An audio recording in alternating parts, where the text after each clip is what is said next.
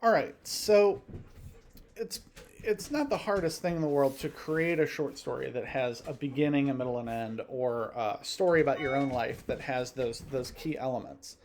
Um, However, good stories rarely only have those key elements.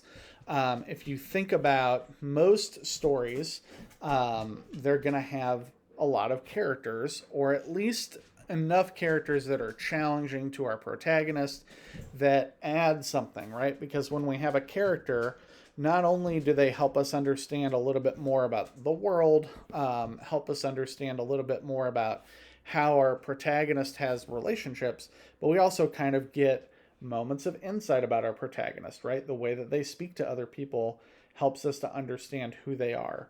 And in this case, who we are, right? Who are you, and how do you speak to your friends, and how do you speak to your parents? And maybe that's different. Those are things that are telling about you, right?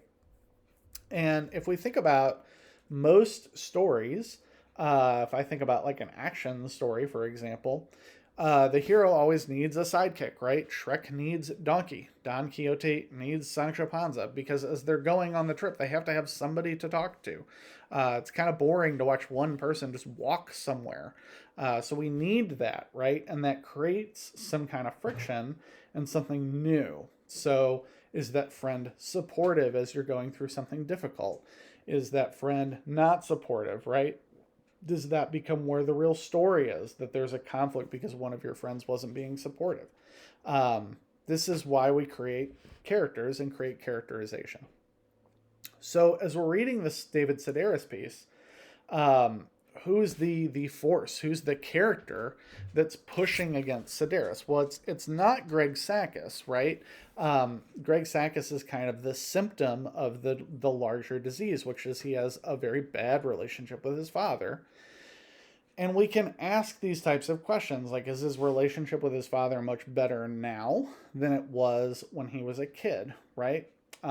We have a very similar framing device to Hair, only it's more pronounced, right? We have a clearer idea of where Sedaris is in his life.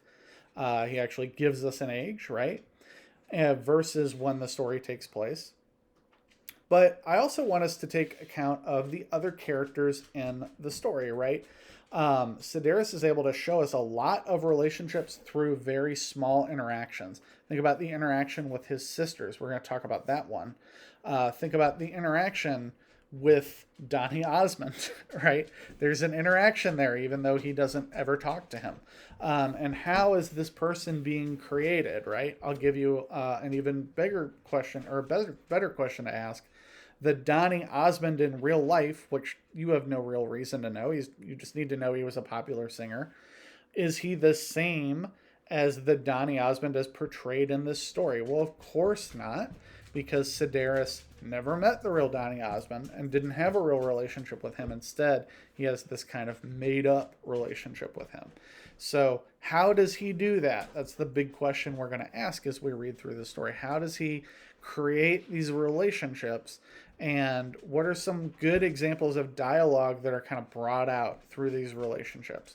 What are some of the one-liners or the impactful things that he does as he creates this story?